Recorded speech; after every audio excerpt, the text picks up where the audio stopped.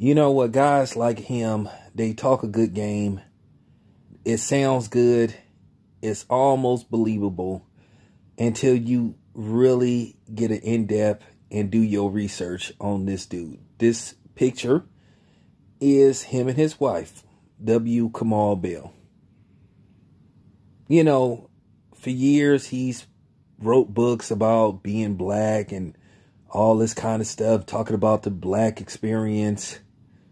And then these dudes decide to marry women that don't look like them or represent them. And I know there's some people out there that's feeling some kind of way saying, oh, well, does that really matter?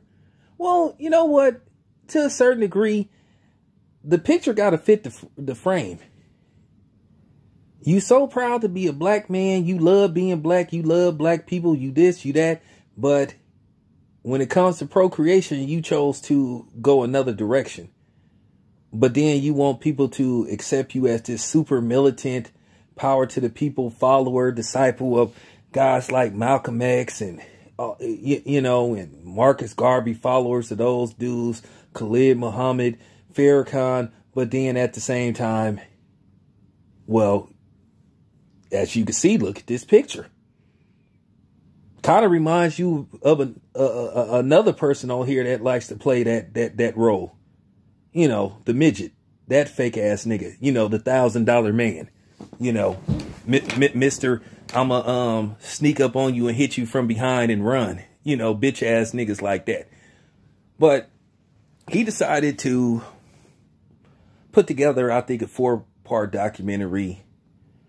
And he decided to recruit a whole bunch of croonies. And, you know, I haven't seen the documentary, but suspect, you know, coons and bed wenches, black man haters, you know, just unreliables, you know, people like Jamal Hill and Mark Lemoyce, you know, those guys, a couple of other people. Talking about, and then has the audacity to call the series, Let's Talk About Bill Cosby. No, let's not talk about Bill Cosby. It's amazing, you know, when you try to get financing and you go to these television networks. It's funny when you say, hey, I want to get a check because I want to put this together, I want to put that together, and they ask you, what is it all about? Oh, I want to have a conversation on Bill Cosby. We want to talk about the pros and cons of Bill Cosby. More cons than pros. You know, certain things that he said. Oh, hell yeah. How much do you need? But I guarantee you, if you want to say, well, hey, man, I want to do a picture about, you know, Marcus Garvey or Huey P. Newton and basically how they took away people's rights to own guns in California based off a racist act. We don't. I don't know about that. You know, you get that talk, I don't know about that guy. I don't know. Do you think it's an audience for it? But if you say, hey, man, it's a hit piece. Oh, man, I want to continue to do a hit piece on Chris Brown. Oh, yeah, for sure. You know, because anything negative that's going to portray black man in a negative perspective and demonize black man and vilify black men. Oh, yeah, they'll give you all the damn money you want. Yeah, they probably, whoever financed this project, and come on, you know he didn't put it together, you know, solely on his own dime. Come on, man. You know we have in this business executive producers. I ain't gonna say we because I'm not part of that, but you know that they have executive producers that help put this stuff together and all that.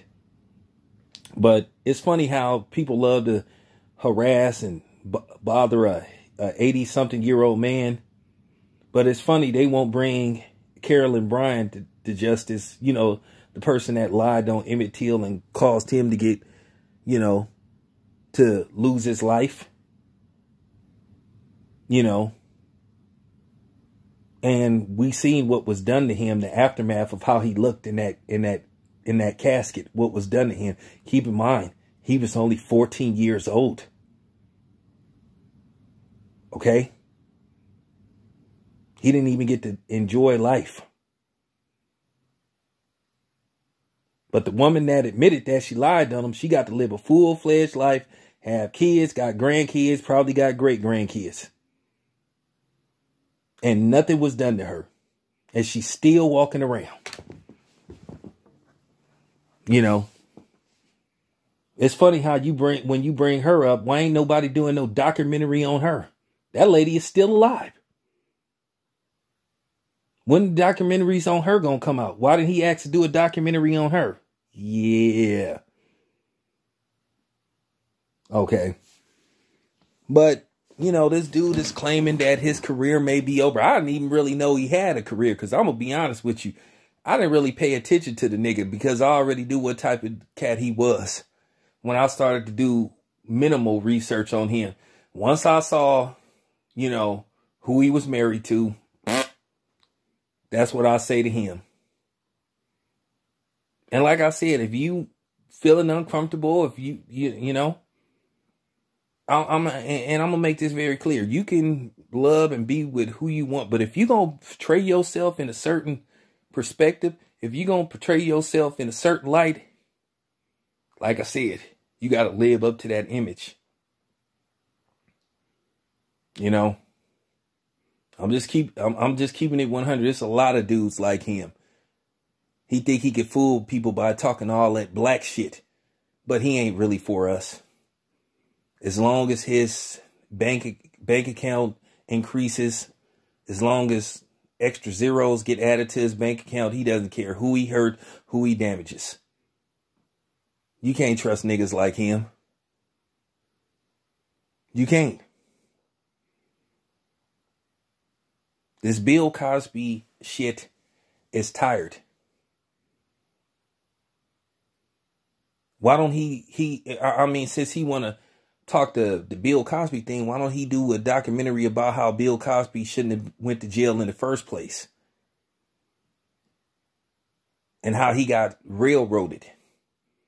And how the prosecutor wasn't supposed to even prosecute him.